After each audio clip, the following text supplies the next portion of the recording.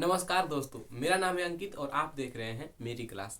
अगर हम बात करें अपने राजनीति की तो यह राजनीति का पहला वीडियो है। यानी कि इस वाले वीडियो से हम लोग पूरे भारतीय राजनीति का अध्ययन करेंगे और वो भी एकदम शुरू से। मैं ये मान करके चलता हूँ कि हमको राजनीति की ABCD भी नहीं आती है। साथ ही हम यह समझने का प्रयास भी करेंगे कि हमारी जो यह राजनीति की पहली क्लास है इसमें अंग्रेजों ने कैसे भारत में अपनी शासन की नींव रखी, साथ ही अंग्रेजी शासन का विकास कैसे हुआ और अंग्रेजों के द्वारा बनाए गए समय समय पे जो कौन कौन से नियम थे जिनसे कि हमारे एग्जाम में सीधे क्वेश्चन बनते हैं। तो बिना किसी देरी के आइए हम वीडियो में आगे बढ़ते हैं। अगर हम बात करें सबसे पहले राजनीति हमारी शुरू कहाँ से होती है, यानी कि भारत में राजनीति को आप लोगों को कहाँ से पढ़ना है। और अगर हम बात करें कि राजनीति के पिता कौन है तो राजनीति के पिता अरस्तु को माना जाता है। साथ ही राजनीति उसको कहते हैं जब कि हम समाज का अध्ययन करेंगे, यानी कि समाज में जो भी घटनाएं घट रही हैं उनका अध्ययन करेंगे, उनके तहत कोई कार्य किया जाएगा, उनके तहत कोई फैसले किए जाएंगे, उसको हम लोग राजनीति के अंतर्गत लेते हैं। ठीक है, राजनीति में जो हम लोग का जो पहला पड़ाव है इसमें हम लोग को समझना है 1757 से, यानी कि भारत की जो हमारी राजनीति है, भारत की जो हमारी लोकतंत्र है वो शुरू होती है 1757 से। बात है 1757 की और यहीं से भारत में एक युद्ध होता है, प्लासी का युद्ध, और इस युद्ध में अंग्रेजों की जीत होती है। साथ ही जब यह प्लासी का युद्ध हुआ तो प्लासी के युद्ध में एगो शासक था सिराजुद्दौला, और सिराजुद्दौला अंग्रेजों से हार जाता है और अंग्रेजों से हारने के बाद में ना भारत में यहीं से अंग्रेजी शासन की नींव पड़ी। देखिए ये बहुत ही जरूरी है, कभी कभी आप लोग एग्जाम में क्वेश्चन पूछ भी देगा ऐसे कि भारत में किस युद्ध के बाद अंग्रेजी शासन की नींव पड़ी, यानी कि अंग्रेजों ने सबसे पहले अपना जो शासन भारत में किया था वह किस युद्ध को जीतने के बाद किया था, तो प्लासी का युद्ध। और यह युद्ध आज से करीबन की घटना है यह, जब यह युद्ध हुआ था। और इसी युद्ध के घटित होने के बाद देखिए कभी कभी आप लोग एग्जाम में क्वेश्चन भी पूछता है कि प्लासी का युद्ध किनके और किनके बीच में हुआ था, तो अंग्रेजों और सिराजुद्दौला के बीच में हुआ था, जो कि सिराजुद्दौला बंगाल का नवाब था कह सकते हैं। ठीक है, और इसी को हरा करके अंग्रेजों ने अपनी शासन की नींव भारत में रखी। साथ ही जब प्लासी का युद्ध खत्म हो गया और अंग्रेजों की शासन की नींव भारत में ना बैठ गई, तो इसके बाद एक और युद्ध होता है बक्सर का युद्ध, और बक्सर का युद्ध होता है 1764 में। और 1764 में जब बक्सर का युद्ध होता है तो इस युद्ध में भी अंग्रेजों ने अपनी जीत हासिल की, और बक्सर के युद्ध में अंग्रेजों के खिलाफ तीन शासकों की ना प्रमुख सेनाएं कह सकते हैं इसमें शामिल थी, और उन सेनाओं के रहते हुए भी अंग्रेजों की यहाँ पे जीत हो जाती है। ठीक है, देखिए बक्सर के युद्ध में अंग्रेजों यानी कि बक्सर का युद्ध अंग्रेजों ने जीता था, और अंग्रेजों के खिलाफ लड़ने के लिए सिराजुद्दौला, मीर कासिम और शाह आलम द्वितीय ये तीन शासक थे, और इन तीनों शासकों के जितने भी सैनिक थे वे सभी इस युद्ध में कूद पड़े, फिर भी इनकी हार हो गई। समझिए कि जहाँ पे तीन शासक थे और तीनों शासकों के उस टाइम पे बहुत सेनाएं होती थी, एक शासक के करीब करीब 1000+ सेना होती थी, और तीन शासक के करीब करीब अगर हम एक अनुमान ले तो 3000+ यहाँ पे सेनाएं थी। फिर भी बक्सर के युद्ध में अंग्रेजों ने इन तीनों शासकों और उनकी सेनाओं को हरा करके भारत में ना यानी कि पूरी तरह से कह सकते हैं। देखिए यहाँ पे अंग्रेजी शासन की नींव पड़ी है, यानी कि अंग्रेजी शासन की नींव किस युद्ध के बाद पड़ा, तो प्लासी के युद्ध के बाद। लेकिन भारत में पूरी तरह से यानी कि वास्तविक रूप से अगर हम बात करें कि अंग्रेजों ने अपना शासन किस युद्ध के बाद कर लिया, तो बक्सर के युद्ध के बाद।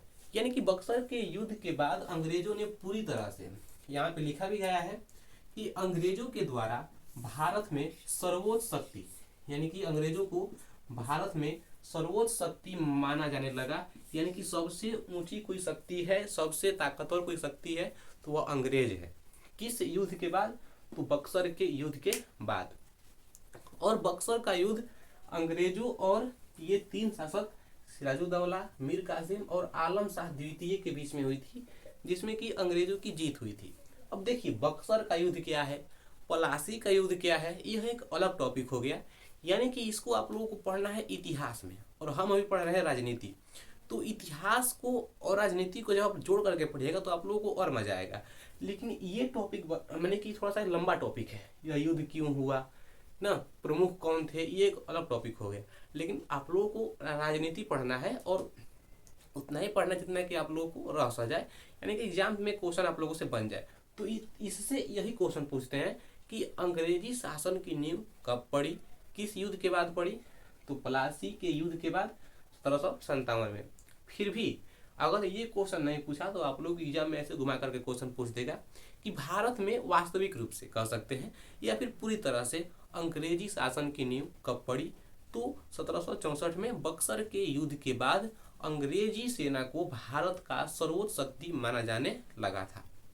ठीक है, ये तो हो गई। जब जब अंग्रेजों को लगा है, जैसे ये युद्ध जीत लिए, बक्सर का युद्ध जीत लिया और ये प्लासी का युद्ध जीत लिया, तो जब ये जीत लिए तो उनका भारत में शासन चलने लगा। शासन अच्छा खासा उन लोगों का चल रहा था, लेकिन शासन के चलने से ना कभी कभी उन लोगों को लग रहा था, यानी कि अंग्रेजों को लग रहा था कि कहीं ना कहीं हम राज तो कर रहे हैं लेकिन भारतीय जनता हमसे संतुष्ट नहीं है, यानी कि वो हमारा रिस्पेक्ट नहीं कर रही है। उनके मन में कहीं ना कहीं हमारी प्रति दुर्व्यवहार है, यानी कि बदला लेने का उनमें ना ये आशा आ चुकी है। फिर भी अंग्रेज इन बातों को ध्यान में रखते हुए, यानी कि अंग्रेजों को लगा कि भारत के लोग हमसे उतना जैसे अच्छे तरह से बर्ताव नहीं कर रहे हैं, हमारी बातों को नहीं मान रहे हैं, हमारे बनाए गए नियमों को नहीं मान रहे हैं, तो हम एक नया नियम बनाते हैं। जब जब अंग्रेजों को लगा है कि हमारी शासन कमजोर पड़ रही है, यानी कि हमारी शासन में कहीं ना कहीं कमी है, हमारी शासन कहीं ना कहीं लचीली है, तो उस शासन को बरकरार रखने के लिए अंग्रेजों ने अलग अलग नियम बनाए और उसी नियम के तहत बहुत सारे काम भी किए गए और उसी नियमों को आज हम पढ़ेंगे। ठीक है, ऐसे तो बहुत सारे नियम बनाए जो कि एक वीडियो में कवर करना बहुत मुश्किल है, लेकिन फिर भी हम लोग शुरू करते हैं नियमों के बारे में। जैसे अगर आप लोग किसी क्लास में अभी हैं या फिर पहले पढ़ रहे थे, तो जब टीचर की नज़र आप पर से हटती थी तो आप लोग अपने में गपशप करने लगते थे, यानी कि बच्चे अपने में हला करने लगता था। और जब टीचर क्लास भर में पूरी जोर से यानी कि बोलता था कि ए शांत रहो जाए, मतलब कि अपने अपने मतलब कि अपने तरफ से पूरी एनर्जी के साथ बच्चों को संकेत करता था, तो पूरी क्लास शांत हो जाती थी। ऐसा क्यों? क्योंकि बच्चों के मन में कहीं ना कहीं डर था कि अगर हम फिर से हल्ला करेंगे तो टीचर हमको पीटेंगे। इसी कारण से अंग्रेज भी इसी नीति को अपनाया करते थे, यानी कि जब जब अंग्रेजों को लगा कि नहीं बच्चे, यानी कि बच्चे का मतलब यहाँ पे अंग्रेज यहाँ पे टीचर हो गए और बच्चे मतलब भारतीय हो गए, तो जब जब अंग्रेजों को लगा कि भारतीय आसानी से हमारी बातों को नहीं मान रहे हैं, यानी कि कहीं ना कहीं हम अपनी शासन से कमजोर हो रहे हैं, तो अंग्रेजों ने एक अपना अलग नियम लगा दिया।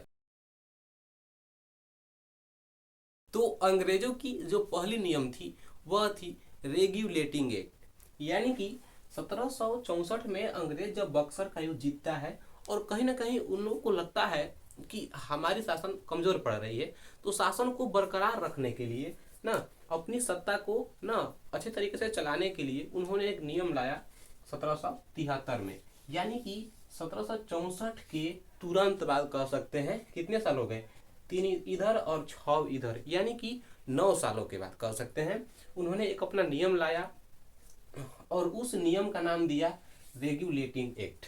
और इस नियम के तहत रेगुलेटिंग एक्ट में अंग्रेजों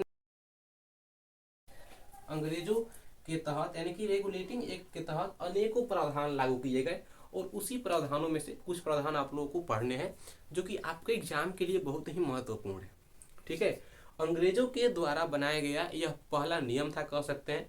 कभी कभी आप लोग एग्जाम में ऐसे भी क्वेश्चन पूछता है कि अंग्रेजों ने सबसे पहले कौन सी एक्ट और कब पारित की, तो रेगुलेटिंग एक्ट 1773 में। इसी एक्ट के तहत अंग्रेजों ने अपना पहला कदम उठाया जो कि भारतीयों के खिलाफ था। और यह जो एक्ट था यानी कि यह जो नियम थी, इस नियम के तहत भारत में केंद्रीय प्रशासन की नींव पड़ी। यानी कि जैसे भारत में अभी क्या है, एक स्टेट गवर्नमेंट है और एक सेंट्रल गवर्नमेंट है। तो स्टेट गवर्नमेंट का मतलब क्या, राज्य सरकार, और सेंट्रल गवर्नमेंट का मतलब केंद्र सरकार। तो पहले केंद्र सरकार नहीं थी, लेकिन 1773 में जब यह नियम आया तो उस नियम के बाद से 1773 के बाद से भारत में केंद्र सरकार हो गई। यानी कि अभी जो हमारे देश में प्रधानमंत्री के तौर पे, जैसे केंद्र सरकार के मालिक कौन है, प्रधानमंत्री, तो 1773 से पहले प्रधानमंत्री नहीं थे कह सकते हैं, केवल राज्यों के ही मुख्यमंत्री हुआ करते थे, अपनी भाषा में अगर समझा जाए तो। ठीक है, यानी कि 1773 के नियम आने के बाद से ही भारत में केंद्रीय प्रशासन बनी, यानी कि केंद्र सरकार की स्थापना होती है। ठीक है, थोड़ा सा अब हम लोग और आगे बढ़ेंगे तो हम लोग को जानने को मिलेगा कि भारत में, जैसे भारत में पहले एक नाम हुआ करता था गवर्नर। देखिए यहाँ पे लिखा हुआ है गवर्नर, जो कि यह जो नाम था ना गवर्नर, यह केवल बंगाल, जैसे बंगाल के जो राजा हुआ करते थे उस टाइम पे, यानी कि बंगाल के राजा को गवर्नर बोला जाता था। लेकिन 1773 के रेगुलेटिंग एक्ट के आने के कारण बंगाल के गवर्नर को बंगाल का गवर्नर जनरल बना, यानी कि बोला जाने लगा। ठीक है, रेगुलेटिंग एक्ट में पहले, यानी कि रेगुलेटिंग एक्ट के आने से पहले बंगाल के जो गवर्नर थे उनको बंगाल का गवर्नर बोला जाता था।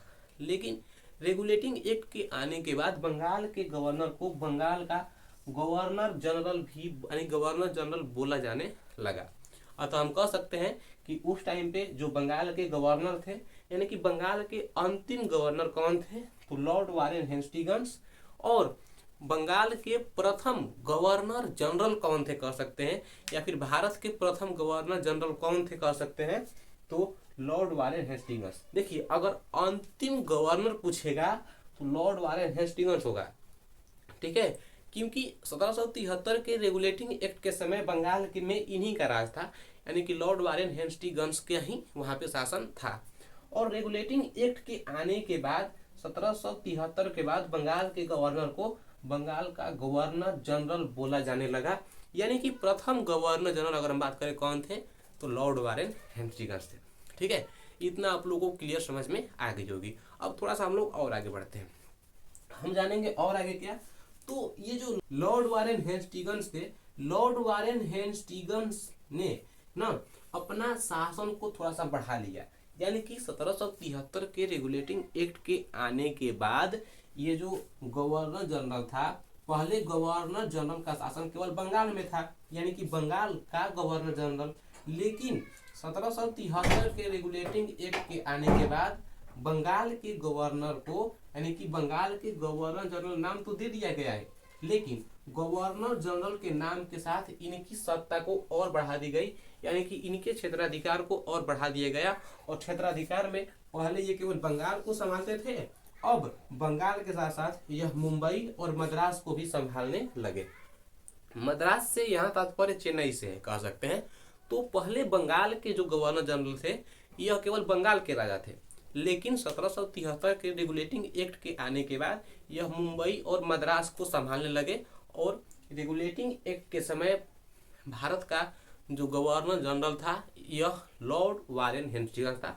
यह बहुत ही महत्वपूर्ण क्वेश्चन कर सकते हैं, यहाँ से कई बार आप लोग एग्जाम में क्वेश्चन पूछा भी है कि बंगाल का, यानी कि भारत का कह सकते हैं, भारत का कहिए चाहे बंगाल का कहिए, प्रथम गवर्नर जनरल कौन था, तो लॉर्ड वारेन हेस्टिंग्स। ठीक है, ये तो रही कुछ 2-3 बातें।